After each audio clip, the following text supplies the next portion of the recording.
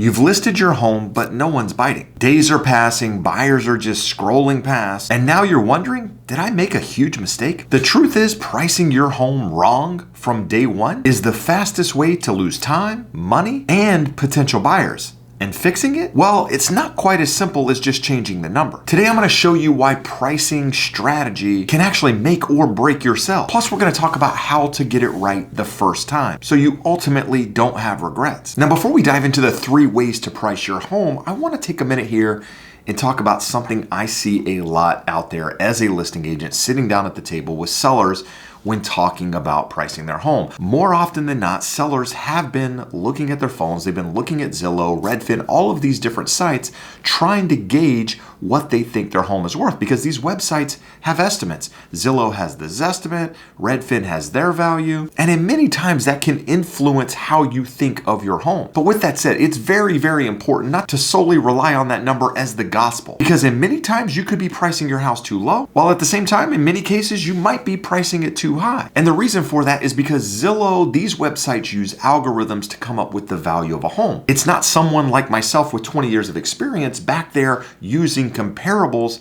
It's rather a model trying to find homes in a certain area that may or may not be similar to your property. And with that, it's computing a value. Now, it doesn't know the interior of those properties. It doesn't know the location on the street, doesn't know if it backs to a street, doesn't know if it has a view. In fact, in many cases, it can be comparing a detached property to an attached property and using that attached property as a comparable to come up with the value of your home. Now, I'm not here to talk crap on Zillow because it is a tool in the toolbox, but it's important to understand that it's not the only tool, and that it's more important to pay attention to what's actually happening in your neighborhood as a seller, walking into open houses, seeing different properties in your neighborhood that have sold to give you a better idea than just looking at a number online and saying, hey, this is what my property's worth, because I've had it both ways. As a listing agent, I always look at what Zillow says a home is worth prior to putting it on the market. And I do that for 2 reasons.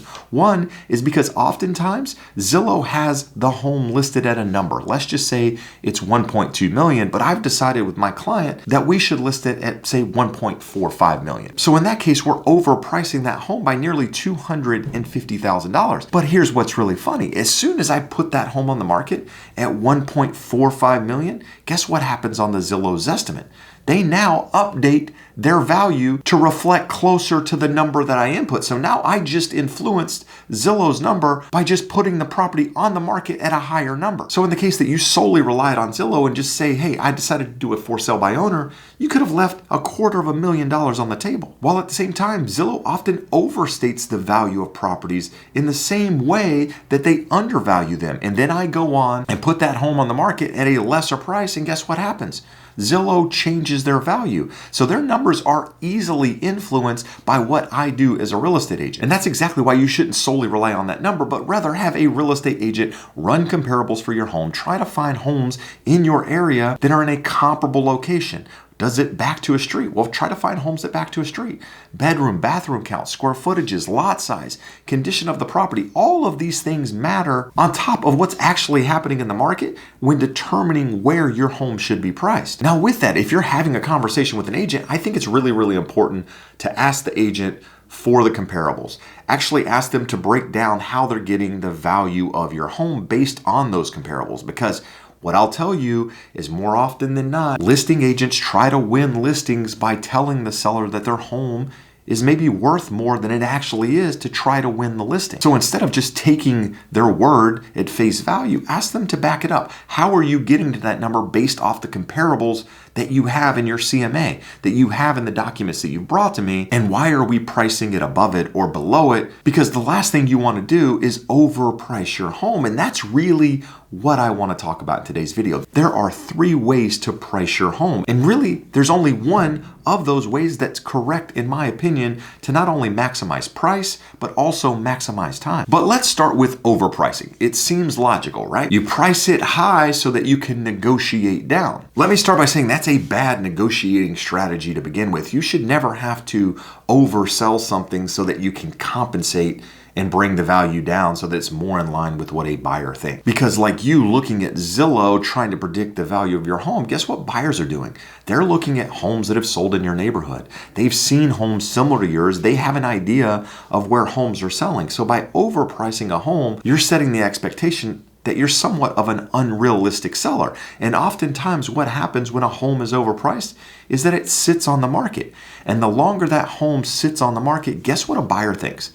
They think either the home is overpriced, which in this case it probably is, or they think something's wrong with it. And neither of those things are good for your bottom line. In fact, homes that sit on the market for more than about 60 days end up selling somewhere between 5 and 10% less than that original listed price. Now, at the end of the day, it really depends on how much you overprice that home. I say if a home is worth 1.5 and you price it for $1,505,000 or $1,510,000, yeah, you've overpriced it, but that's not a substantial amount. More of what I'm talking about is when a house is worth 1.5 and the seller says, well, I want room for negotiating. I think my home is worth this because this one sold, even though it's not really a comparable, and I want to list it for $1,550,000, $1,575,000. Let's even go $1,600,000 just to give me some room to negotiate because I know that the roof needs some work. I know we need some work over here. Instead of factoring all of that stuff into the original price in which you're going to list. In fact, you can see it in the homes out there that are priced correctly. The homes that are priced correctly get more exposure. That exposure creates more demand. The more demand you have for something, the higher price you're going to get for that item. So in the case of a home, what you want to do is price it for what you think it's worth. Not pricing it low, which we're going to talk about here in a minute, but essentially pricing it for where we think it's going to end up. Because pricing it too low could end up getting you offers below where you thought the property was actually worth to begin with. Now, in some cases, underpricing can work because it can create even more demand on a property. But I always ask sellers this question: what if it doesn't? What if it doesn't create the demand that you think it's going to because of the market in general, because interest rates are high, because buyer demand is slowed down, because of the time of the year? What if there's just less buyers out there looking and you only have one buyer coming to the table on your property versus 5 or 10 coming to the table on your home? Well, that one person is not going to feel the need to pay more for a home that's listed at a certain price unless they know there's additional competition on that property. So at the end of the day, it's a gamble by pricing it too low. And I know what you're thinking, well, by pricing it low, I'm going to start a bidding war. Now, in the case of the pandemic, when demand was super high, supply was super low, you could do more of that. Even though I didn't recommend it then, you could do more of that. But again, it puts a bad taste in people's mouth when you price it low intentionally with the idea that you're going to drive up the price. But let's use a real life example. Let's just say you decide to list your home for 10% less than what your realtor says the value of that home is. And then let's just say that you got buyers putting in offers. And let's decide they went 5% over that asking price. For the buyer, that's a lot of money. They just went 5% over the asking price on the number that you had online. Well, that's still 5% below where you initially wanted to be. So the key takeaway here is a low price doesn't necessarily mean you're going to get a bidding war. Because if the demand isn't there, you're ultimately going to leave money on the table or not end up accepting an offer at all, or maybe in some cases leaving your home on the market longer with days on the market adding up, probably having to take a lesser price than you would have otherwise. So what is the right move? What's the smart move in this situation? Well, the right answer is that you price your home correctly from the start, about where you think it's worth. If you think it's worth 1.5, you're pricing it at about 1.5, maybe a little bit over, maybe a little bit under, but somewhere around that number. Because in that case, when an agent calls and they start talking about offers and maybe coming in less, you can justify it by showing them comparables of homes that have sold. But in the case that you price it too high, you don't have those comparables to support the price that you're listing it at. So the best thing you can do as a seller is not only use a professional real estate agent that's doing all the things that I'm talking about here, but come up with a competitive pricing strategy based on recent sales and based on market trends in the area that you're looking to sell in. In my experience of 20 years of selling real estate, the best strategy is always to price it right. Now, in some cases, it may take a little bit longer than you think it's going to take to sell your home because of varying conditions like what's happening in the market, interest rates, seasonality, all of those different things. In fact, I have a home on the market at the moment that's listed at 1.5. It's been on the market for about 60 days. So in the buyer's eyes, they're probably thinking, well, they're going to have to take a huge haircut on that property because it's been on the market for an extended period of time. Well, we priced it correctly from the start.